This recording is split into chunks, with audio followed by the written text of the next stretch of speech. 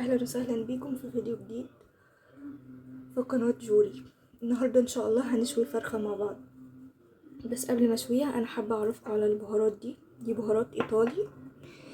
انا احتمال استخدمها كتير مع بعض يعني وكده، فاستخدمتها قبل كده وقلت لكم ان انا هسيب لكم المقادير في صندوق الوصف، بس الحقيقة نسيت مكتبها فهقول لكم عليها دلوقتي. هي عبارة عن نص كوباية من روزماري وزعتر وريحان وورق لورا، معلقتين كبار من الحبهان. تمام، بس كده. دلوقتي بقى احنا المفروض نفرم دول بصلتين وقرن فلفل اخضر ومعاهم 3-4 فصوص ثوم كبار. تمام، انا مش هقدر افرمهم فهقطعهم، هحاول اقطعهم ناعم على قد ما اقدر، فهقطعهم وارجع لكم. تمام، انا قطعت البصل والفلفل ناعم ومعلقة كبيرة صلصة ونص معلقة كبيرة توم، وهحط معلقة خل وليمونة. تمام، انا عصرت الليمونة وحطيت معلقة خل وحطيت كمان معلقتين زيت. دلوقتي هحط البهارات. هحط اول حاجة الملح،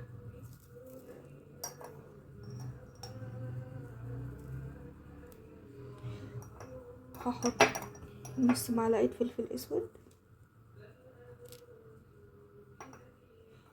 وهحط نص معلقة من البهارات بتاعتنا. هزود سنة بس كده،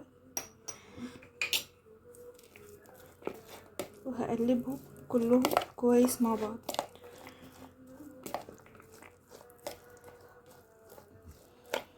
وبعد ما اقلبهم كويس هحشي بقى الفرخة من تحت الجلد ومن جوه. تمام، انا جهزت التتبيلة هنا وادي الفرخة نزق، يعني هحشي من جوه من تحت الجلد ونرجع نكمل مع بعض. دي بقى الارضية اللي هتبقى تحت الفرخة: بصلاية طماطماية وقرن فلفل اخضر وبطاطساية بس هي كبيرة شوية. تمام، هحط عليهم ملح وفلفل اسود ومعلقة زيت. انا حطيتهم في نفس العلبة اللي عملت فيها التتبيلة.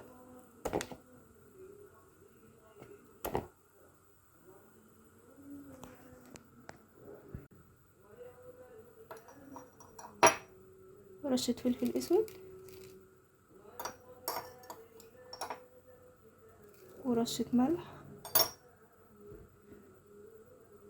وحوالي معلقة زيت مش كتير، وهقلبهم كويس كلهم مع بعض.